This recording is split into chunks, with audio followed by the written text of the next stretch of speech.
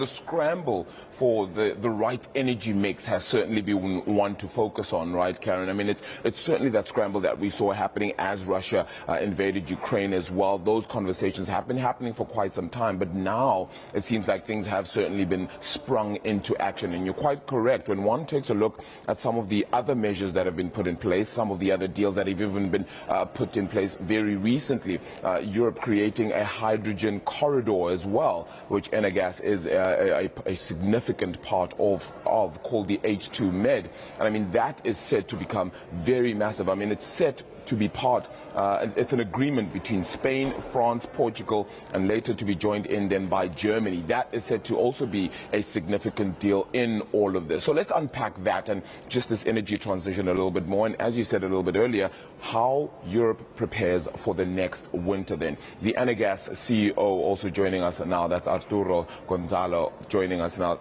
Arturo, thank you so much for the time. Really appreciate it. If we just talk about this hydrogen corridor that I've just made note of, Europe has had to rush to find alternatives and find the right solutions in a time like this. What was perhaps the biggest stumbling block before to getting deals like this across the line? I think that the war in Ukraine has changed everything. Europe has taken conscience of how vulnerable we could be when we rely on fossil fuels coming for certain suppliers, such as Russia. So Europe has decided to do two things at the same time. One is reinforcing our security of supply by diversification of our suppliers and accelerating the decarbonization at the same time. If we increasingly use renewable resources to cover our energy needs, we are being more independent from a strategic point of view, and we are accelerating decarbonization. That's the importance of hydrogen. Renewable hydrogen has to be key for Europe's autonomous independency in the future and for accelerating decarbonization as well.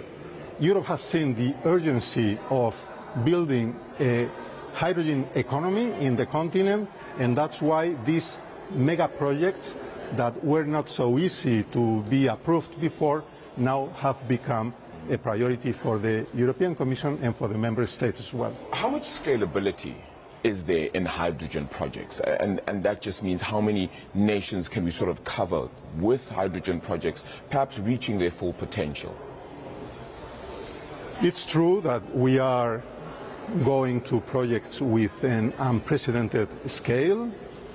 And we are working now with an European-wide scenario in which demand and supply are not going to be matched in the same countries. Yeah. We are going to have a lot of hydrogen demand in the industrial heartland of Europe, in Germany and that part of Europe, and they are going to have a very significant deficit of the green hydrogen they are going to need. And we have a very clear spare production capacity in countries such as Spain, and so we need to build European corridors to match that supply and demand. So scalability is a challenge. We have to see it with a European perspective, both for producing the industrial supply chain able to cope with this big challenge, and we also have to think of an infrastructure able to match supply and demand at continental scale. Gas prices have certainly come off quite substantially compared to last year, this time, right? So what's the outlook looking like then for the winter? I mean, earlier on we were speaking to Goldman Sachs themselves, and they were speaking about how renewables may not take on the entire mantle this year, but it's just moving in that right direction. Does Europe avoid a sort of energy crisis as well now from moving on from here in your point of view? I think Europe has done very well. We cannot drop our guard. Things may get more complicated again, but Europe has been doing very well. Let's bear in mind a couple of figures. For instance, last year, by this time of the year, the underground storage facilities had a fill level of something like 47, Now, today is 67. We are heading very well towards the objective of having 90% at the beginning of next winter. And prices are at 20, 25, 26 levels, which is something, I think, very different from what we saw last year. And we don't expect that prices are going to be much more tensioned in the coming months. For instance, future prices for the end of the year are at something like 40 euros per megawatt hour, which is something very reasonable. So I think Europe is doing well. There is still a lot of work to be done, but we are on track to feel very comfortable with the coming winter and with the winter after the next winter. Yeah. Yourselves as Enagas would probably need, policy within government as well to kind of help you to ensure that you're able to scale up to certain parts, especially with you operating in the national grid of Spain. Then, politically, if things were to change as they might right now, of course, we're seeing that snap election come through for next month. Does that worry you at all in terms of how your investment grows, how exactly you transition a whole lot more, and the kind of projects you get into? Does that political landscape change how you see the future of the energy transition, particularly in Spain? Of course, having clarity on the political scenario is very important for us and for all economic players. But in this case, the agenda is very much set at European level. The first building block for the new regulatory scheme will be the decarbonized gas and hydrogen directive that is being discussed currently in Brussels. And this should be approved by the end of this year. And this is a European-wide regulation framework. So, of course, the national politics are very relevant for us, but we are talking about European issues within a European framework and with building blocks that are already very much advanced in their discussion. So we think that the main elements of the regulatory system will be European, and we are already understanding how they will look like.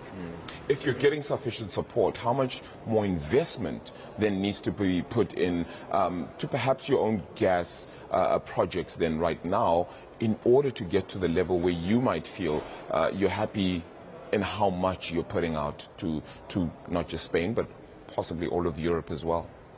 The investment for building a green hydrogen economy in Europe will be huge.